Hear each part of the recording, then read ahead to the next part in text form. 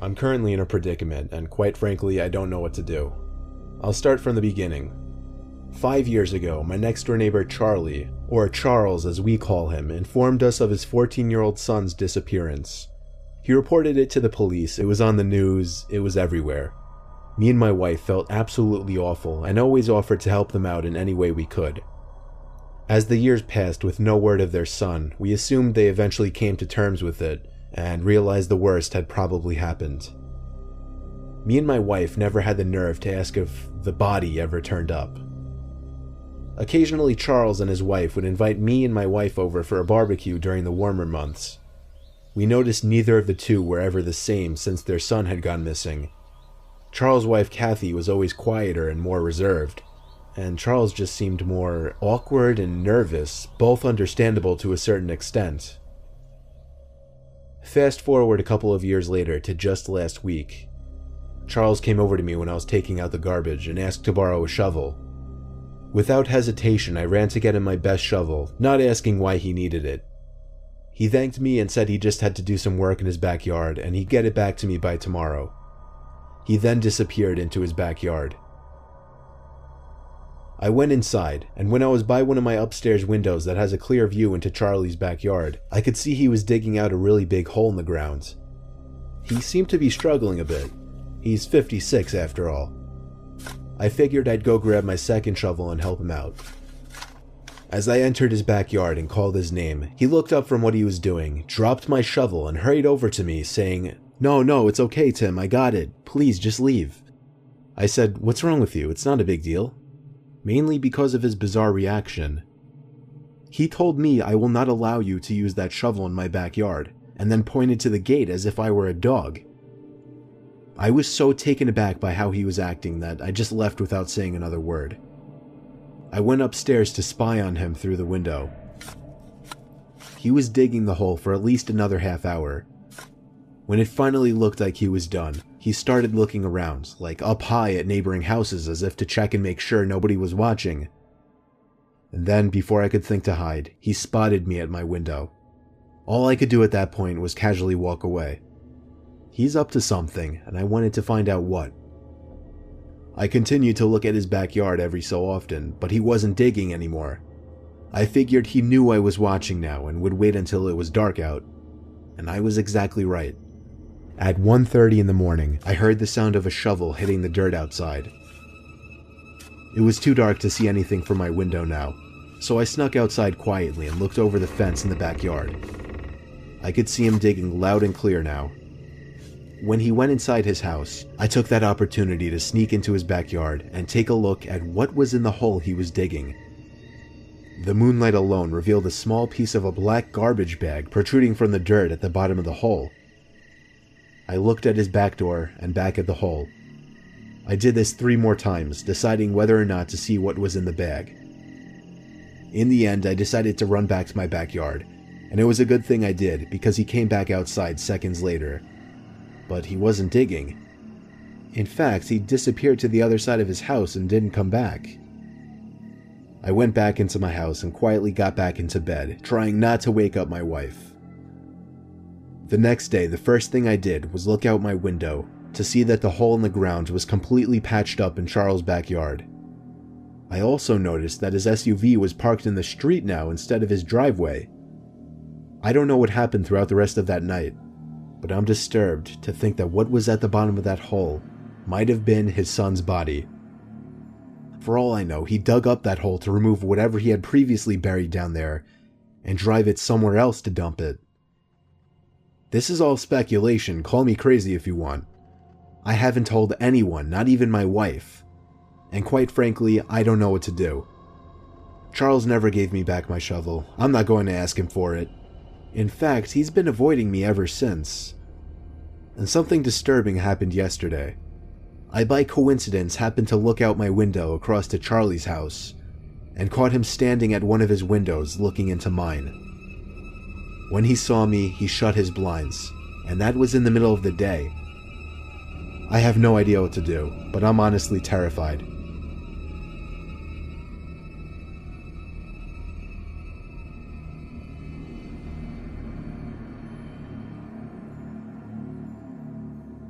I've lived in 3 houses in my life, 2 with my family and my current house by myself. We lived in the first house for the first 15 years of my life, and the second house the next 7 before I moved out to my current home. This experience happened in my first home when I was 15, within the last few months of my family living in that house. I don't remember my family ever being really friendly with the neighbors. In fact, there were 2 kids living next door with their dad that me and my brother had only talked to maybe once or twice our entire lives. As bizarre as that is, though we did know both of their names, Eric and Todd. One day, me and my brother, who is 5 years younger than me, were outside playing basketball in the driveway. That was when one of the 2 boys next door, Todd, came outside and walked over to us, initiating a conversation.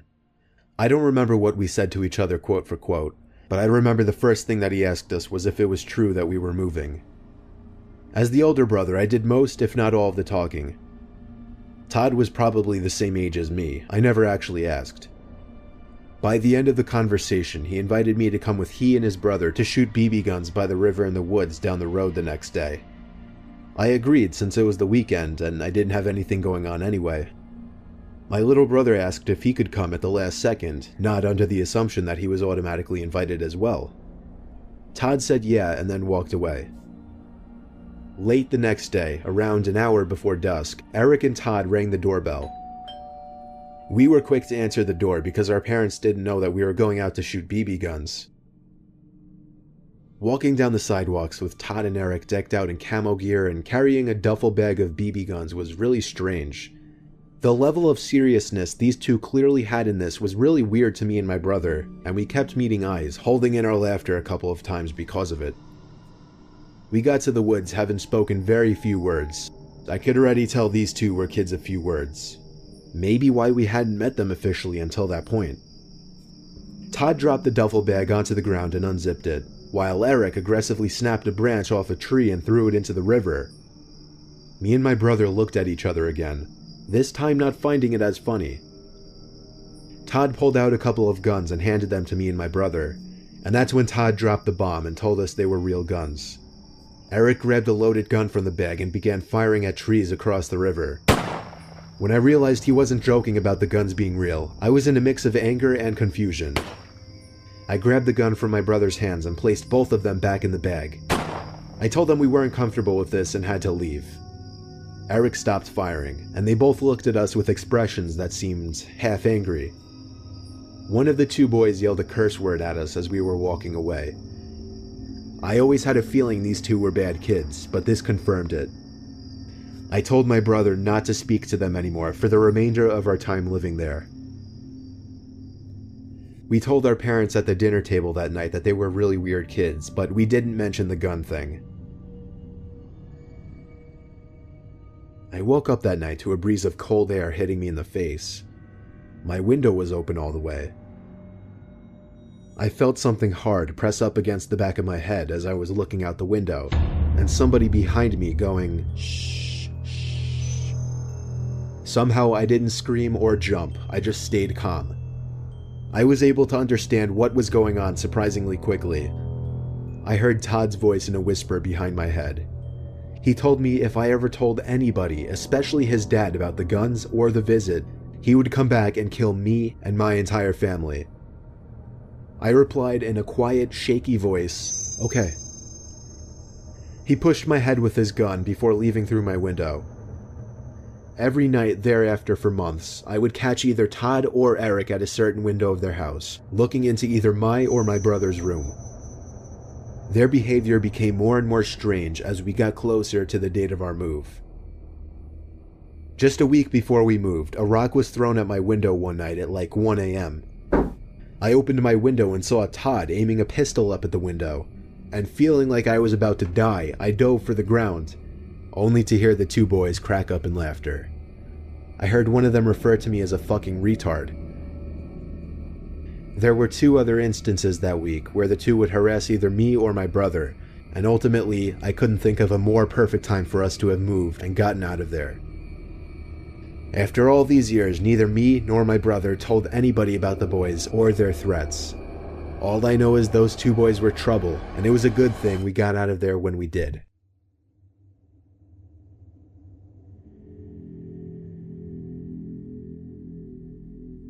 At the time I'm writing this happened 2 weeks ago. I've always hated just about all of my neighbors. I'm fresh out of college and I'm living on my own, but that comes at a price. I'm living in a really shitty area, the only place I can afford a house. So I'm not bound to have the ideal neighbors. The neighbors on one side always have their music blasting, while the neighbors on the other side are the creepiest people I've ever met in my life. It's 2 people living next door. One woman in her 60s who's not friendly at all and honestly doesn't seem all there, and a slightly younger woman who has some kind of severe mental disabilities. I have no idea what the relationship is between the 2. I would commonly be sitting on my front porch when I'd look over next door and see the older woman holding the younger woman back as she'd be having some kind of freak-out episode. She'd have her arms crossed and she'd quickly rock back and forth while screaming and making noises. Sometimes she'd even look over and point at me and mumble stuff to the other woman. It's quite disturbing, actually. Sometimes I even go inside when I get too uncomfortable. Anyway, it was a night like any other. I had to go to bed early for work in the morning.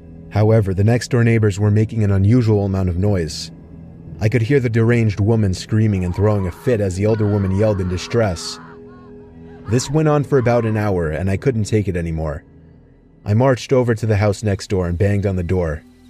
The older woman answered and greeted me with a "What the hell do you want?"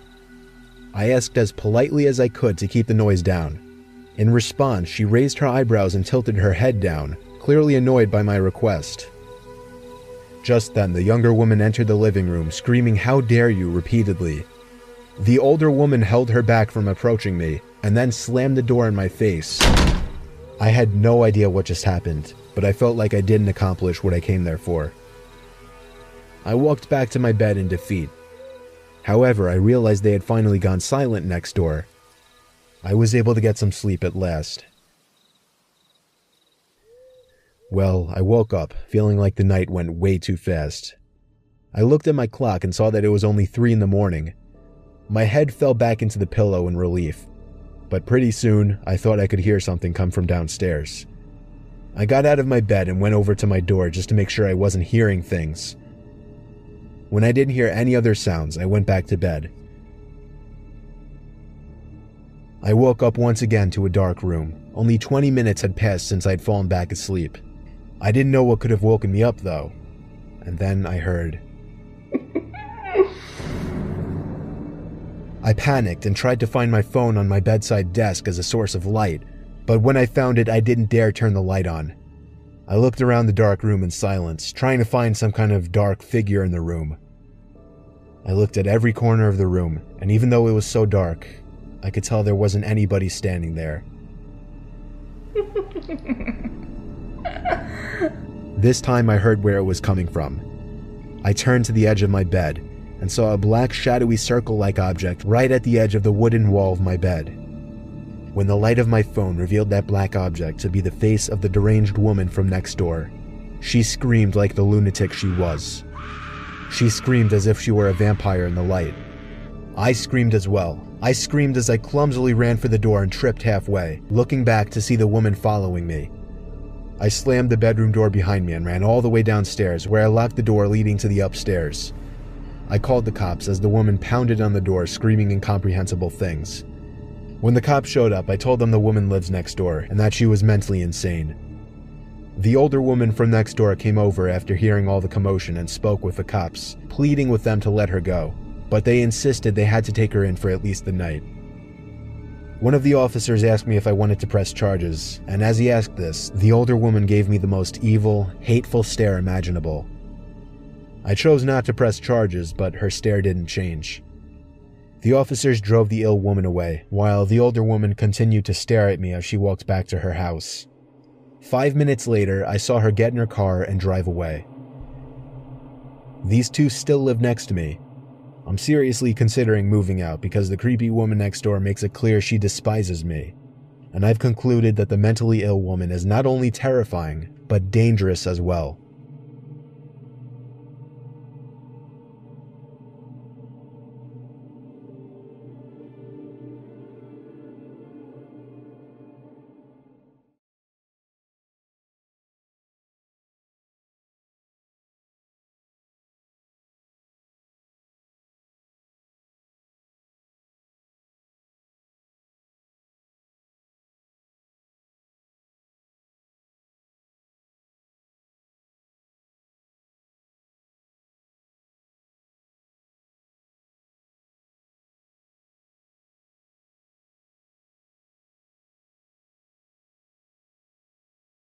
The Unseen Predator.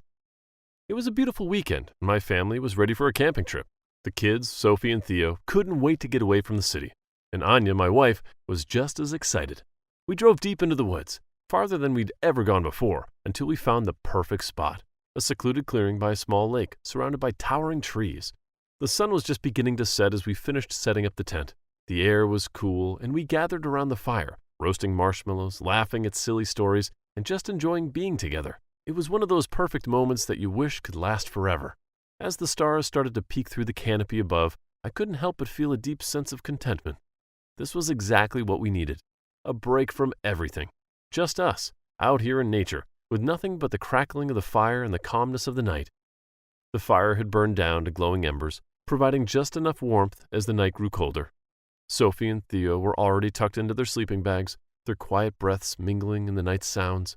Anya and I sat together by the dwindling fire, enjoying the stillness. I remember thinking how peaceful everything felt, until I heard it.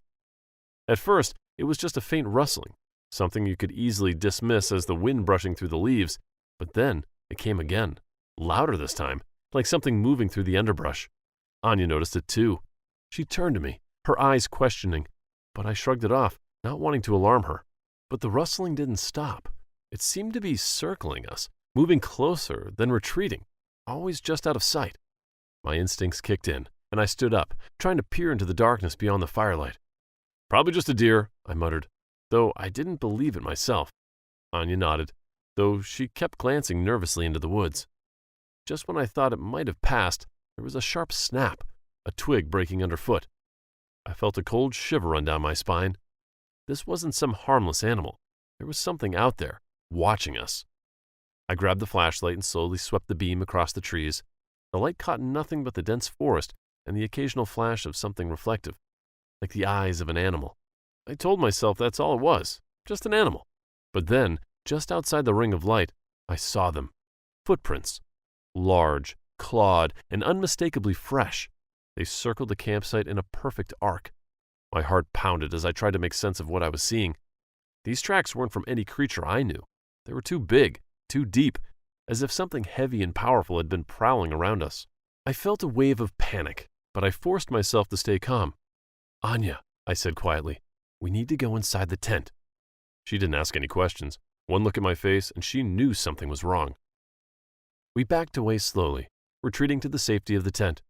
But the rustling noises followed us, now accompanied by a low, almost imperceptible growl. I zipped up the tent flap, trying to keep my fear in check. Inside the tent, the atmosphere was tense. Sophie and Theo were still sound asleep, their small bodies nestled close together. Anya sat beside me, her hand trembling slightly as she held mine. The rustling outside had stopped, but the silence that replaced it was suffocating. "Do you think it's gone?"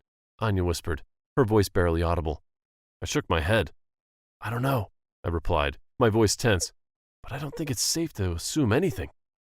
Minutes passed, dragging out like hours. My mind was racing, trying to figure out what kind of animal could leave those tracks and make those sounds. Anya squeezed my hand, her grip tighter than before. There was a desperation in her touch, a silent plea for reassurance that I couldn't give. After a long stretch of silence, I finally spoke. "We need to stay alert. Let's just take turns keeping watch." She nodded, relieved to have something to do. "You should sleep first," she urged. "I'll wake you up in a couple of hours." Reluctantly, I agreed. I laid down beside the kids, wrapping an arm around them protectively. Closing my eyes, I could hear Anya shifting beside the tent entrance, but it wasn't long before exhaustion took over and I drifted off. I woke up with a start, my heart pounding in my chest. The rustling sound was back, louder now, as if whatever was out there had moved closer. I instinctively reached out to Anya, but my hand found only empty space. She wasn't there. Panic surged through me. "Anya?" I whispered, my voice tight with fear. I glanced over at Sophie and Theo, who were stirring, their eyes blinking open in the dim light of the tent. "Dad?" Sophie's small voice quivered. "Where's Mom?" "I don't know," I muttered, trying to keep my voice steady. "Stay here. I'm going to look outside." I unzipped the tent as quietly as I could and stepped out. Sophie and Theo followed close behind, despite my gestures for them to stay put. And then I saw her. Anya was standing just a few feet away, facing the trees. The way she stood was unsettling, her back rigid, her head slightly tilted as if she was listening to something deep in the forest. The sight froze me in place. Something wasn't right. "Anya?" I called out softly, but she didn't respond. Her body remained eerily still, her attention fixed on whatever was out there in the darkness. Sophie clutched my arm, her small hand trembling. "Mom?" she called out, her voice cracking. Slowly, Anya turned to face us, but the movement was wrong, too slow, almost mechanically. When her eyes met mine, I felt my blood run cold. There was something off in her gaze. It was empty, devoid of warmth and recognition. In the dim light, her face looked strange, too pale, almost ashen. "Anya, what are you doing out here?" I asked, cautiously approaching her. She didn't answer. Instead, she just stared at us, her eyes wide and unblinking. The longer she stood there, the more fear in my chest tightened, like a vice squeezing out the air of my lungs. Then I noticed something else. Her hands. They were curled into unnatural shapes, the fingers twisted in ways that shouldn't be possible. The realization hit me like a wave of ice. This wasn't Anya, or at least not anymore. Whatever was standing in front of us had taken her place. My heart raced as I tried to think. What was this creature? How could it take my wife's form? And what had happened to Anya? Was she still out there, somewhere in the darkness? The thought made my skin crawl. I needed to get Sophie and Theo out of here, but how could I do that without alerting the creature? "Dad, what's wrong with Mom?" Theo's innocent voice ached my heart. I didn't know how to answer him, didn't know how to explain that this person wasn't his mother. Suddenly, Anya, or the thing pretending to be her, took a step towards us. The movement was jerky, as if it was trying to mimic how a human would walk, but didn't quite understand how. "Stay back!" I managed to shout, my voice cracking with fear. But the creature didn't pause. It lunged at us, its body shifting and distorting as it moved. In a surge of adrenaline, I grabbed a heavy branch from the ground and swung it with all the strength I had. The impact sent the creature staggering back, its form flickering, the facade of Anya's appearance breaking momentarily. It hissed, an inhuman sound that echoed through the trees, then turned and fled into the darkness. For a moment, I just stood there, my breath coming in ragged gasps. But then, something caught my eye, something pale lying among the leaves just beyond where the creature had stood. I turned, and the world seemed to tilt on its axis. It was Anya's body, crumpled and lifeless, partially hidden by the underbrush. A sob caught in my throat, but I couldn't let the kids see this. "Get in the tent!" I ordered, my voice more forceful than I intended. Sophie and Theo hesitated, but I pushed them towards the tent, my hands trembling. "Now!" Once they were inside, I zipped up and rushed to Anya's side. My hands shook as I touched her cold skin, my mind refusing to accept what I was seeing. She was gone. She had been gone for hours, her life stolen by that creature, her body discarded like a puppet with its strings cut. I dropped to my knees, numb with the shock and grief. But there was no time to mourn. The creature, whatever it was, might have fled, but it wasn't gone. It's still out there, lurking in the darkness. If I took my eyes away from my kids for too long, it could hurt them and take their place without my knowing too. I couldn't let that happen. I had to stay strong for them. Wiping the tears away, I hurried back to the tent and called them, my voice soft but firm. "We have to leave right now." Their tear-streaked faces looked up at me, confusion and fear in their eyes. "What about Mom?" Sophie asked, her voice quivering. I swallowed the lump in my throat, trying to keep my voice steady. "Mom wants us to be safe," I said, struggling to keep the panic out of my voice. "We have to go." I guided them away from the tent and the heartbreaking sight of their mother's body, my eyes fixed on the trees, every instinct on high alert. We didn't take anything with us. The only thing that mattered was getting my children out of here, away from this nightmare. I could never imagine our serene family trip turning into such a tragedy. I would tell my kids the truth when we were safe at home, but not now. Trapped beneath the lake's surface. There's a certain magic to finding a place that feels untouched by time. After hours of hiking through dense forest, I stumbled upon it. A lake so still and pristine, it seemed like a secret hidden from the world. The surface was like glass, perfectly reflecting the canopy of the trees and the clear blue sky above. It was the kind of place you dream about but rarely find. Setting down my gear, I couldn't help but smile, This was exactly what I had been searching for, a moment of pure solitude in nature's embrace. Nobody could have asked for a better spot to set up camp. I pitched my tent close to the shore, eager to soak in the tranquility. Everything about this place was perfect, as if it had been waiting just for me. After a simple dinner by the fire, I sat by the water's edge, watching as the last light of day slowly faded. The sky above turned from gold to deep purple, and the stars began to emerge, one by one, reflecting perfectly on the lake's surface. As I stared into the water, I noticed how it seemed to amplify the beauty around me. The reflections were so clear that it felt like I was looking into another world, a mirror image of reality, but somehow even more vibrant, more alive. At some point, I tossed a small pebble into the lake just to see the ripples disturb the perfect surface. But as the ripples spread, they seemed to slow, almost as if the lake resisted the change. The water calmed again quickly, returning to its flawless state, the disturbance disappearing as if it had never happened. It was strange, but I quickly brushed it off, chalking it up to the stillness of the night. I stayed by the shore a little longer, enjoying the cool air and the quiet hum of nature. As the night deepened, the tranquility of the place had lulled me into a deep sense of comfort, and my eyelids got heavier. I stood up, stretching, and decided to head into my tent for the night. But just before I left the shore, I saw a flicker of movement, not in the woods, but in the lake.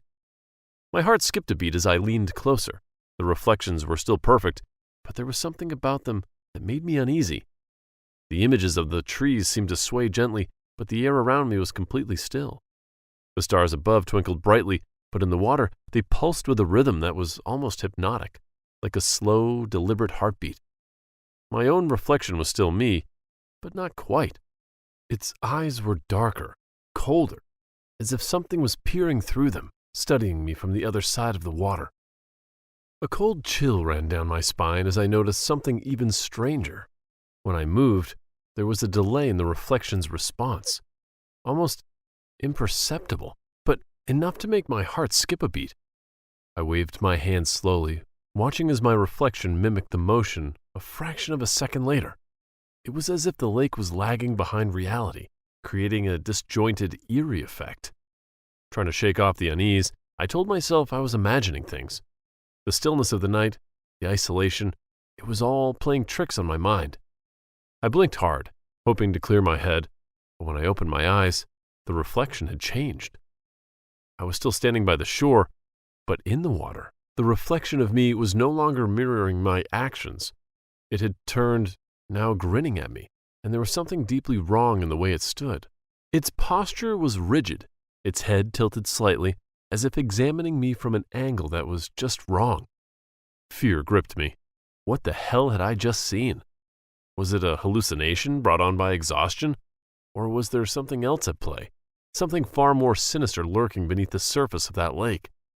Suddenly my vision seemed to shift. I was no longer sure if I was standing by the shore or if I was looking up from beneath the surface. The world had flipped. The lake and the air switched places in a way that made my head spin. My gaze locked onto the reflection in the lake, and a wave of nausea rolled through me. The figure in the water wasn't just a reflection anymore. It had substance, weight, presence. Its eyes were no longer just dark and cold. They were alive, filled with a twisted glee as they bore into mine. That version of me on the other side began to move again.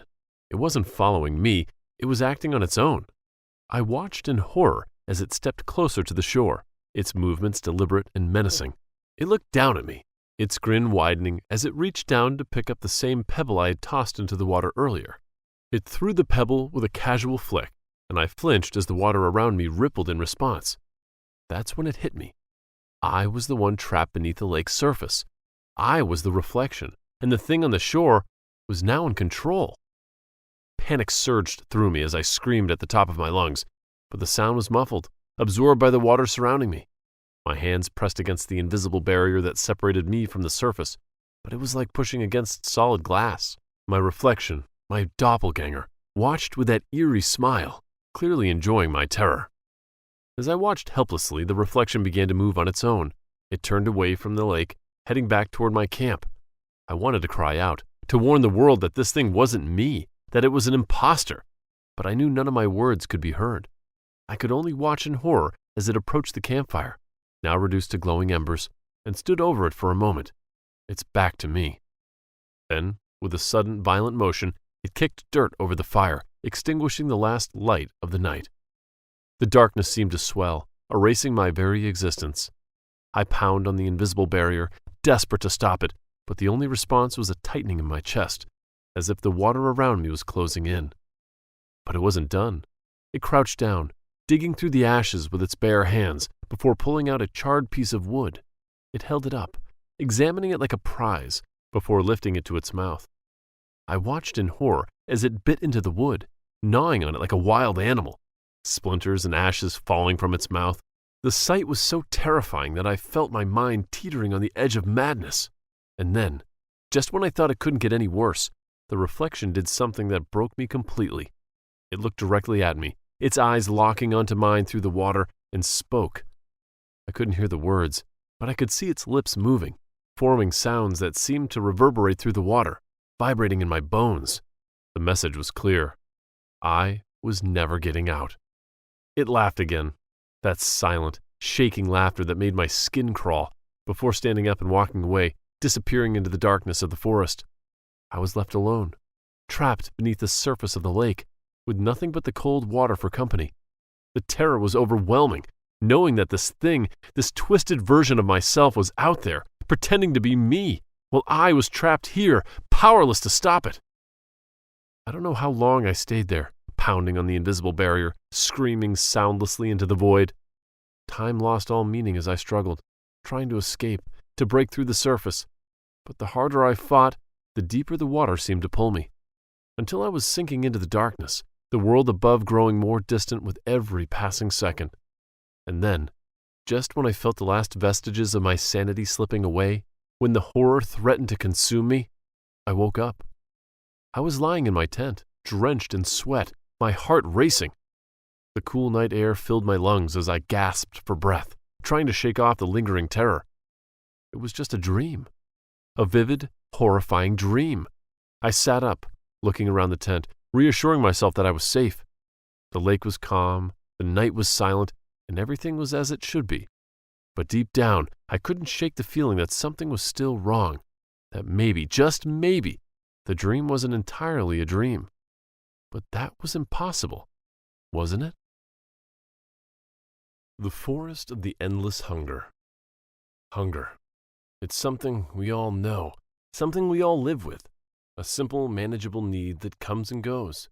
You feel it, you eat, and it's gone. That's how it's always been, hasn't it? A sandwich, an apple, maybe just the thought of dinner waiting at home. Hunger is easily sated.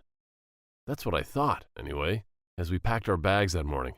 Carol, Peter, and I, just three friends with no particular plans, no grand adventures in mind. We weren't looking for thrills, just a day out of the city, away from the noise. A map with a green patch marked forest was all we needed to decide where to go. We overpacked, of course, enough snacks to last a week, even though we only planned to be gone for the day. I joked about it as we crammed yet another bag of chips into Carol's backpack. Peter laughed, saying we could probably open a small store with what we were carrying. But that was us, always prepared for the unexpected, though never expecting much. The forest didn't look like much at first. Tall trees, dappled sunlight, the scent of pine in the air. It felt welcoming, almost peaceful. We were in high spirits as we started down a narrow trail, our steps light, our conversation easy. It was just another day, just another walk in the woods. We hadn't been walking for long when my stomach started to grumble. I thought it was just the morning catching up with me. Carol was first to mention it, though. She pulled out a granola bar, took a bite, and then another. "Didn't think I'd be this hungry already," she said, a bit surprised. Peter laughed, reaching for his own snack. "We did bring half the kitchen with us. Might as well eat." I joined in, taking a bite of my sandwich, and soon the hunger faded, just as I expected. We kept walking, chatting lightly as we moved deeper into the forest. The trees grew thicker, the trail narrower, but we were in good spirits. But then, after a short while, the appetite crept back. An odd, hollow ache spread through my entire body, more intense than before. I glanced at Carol and Peter. They were both eating again, faster this time, as if the snacks might slip through their fingers. "I don't get it," Carol muttered between bites. "I had a big breakfast. Why am I still hungry?" "Maybe it's all the walking," Peter suggested, though he didn't sound convinced. His hand kept dipping into the bag, pulling out more food. I ate more too, hoping it would stave off the ground discomfort, but it wasn't enough.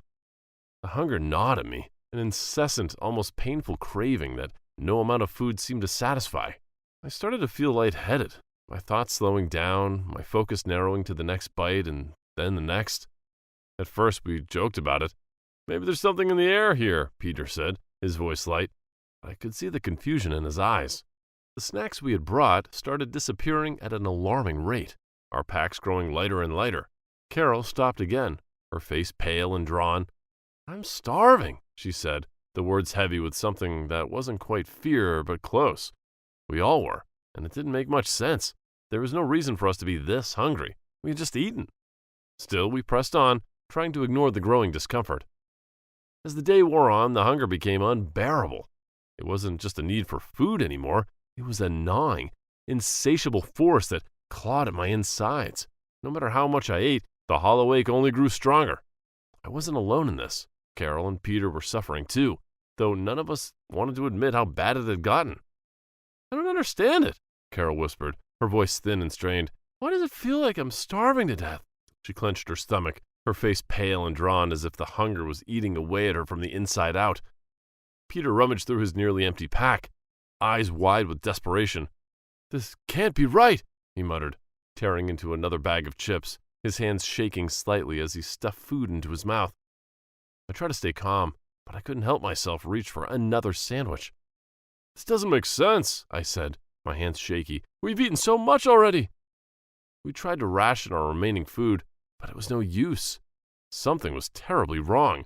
The more we ate, the more starving we became. The hunger had burrowed deep into my mind, clouding my thoughts, making it hard to focus on anything other than the pain in my gut.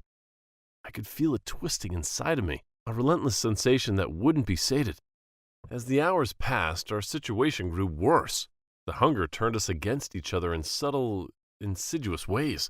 I caught Carol eyeing Peter's backpack with a look that was both desperate and calculating.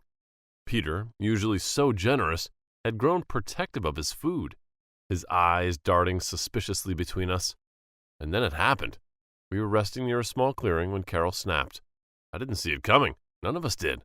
One moment she was sitting quietly. The next, she lunged at Peter, her eyes wild, her hands clawing at his bag.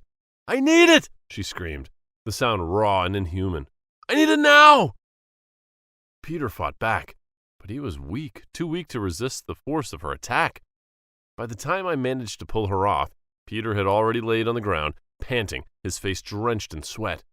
Carol was trembling, her eyes glazed over with fear as she realized what she had just done. She crossed a line, and we all knew it. The hunger wasn't just consuming our bodies, it was consuming our humanity. But things just got worse. The food finally ran out, and with it, any semblance of sanity. Peter, unable to bear it any longer, grabbed a handful of dirt and leaves, shoving them into his mouth. "I just need to eat," he said, between gulps, his eyes wild. Carol screamed, backing away, but I couldn't move. I was frozen, horrified, and yet I understood. This wasn't just hunger. It was something far worse. It was the forest, feeding on us, twisting our minds, turning us into something monstrous. I looked around, the realization dawning on me that the forest was feeding on us, growing stronger as we grew weaker, and the deeper we went, the more we lost ourselves to the hunger. We weren't just fighting to survive. We were fighting to keep what was left of our souls.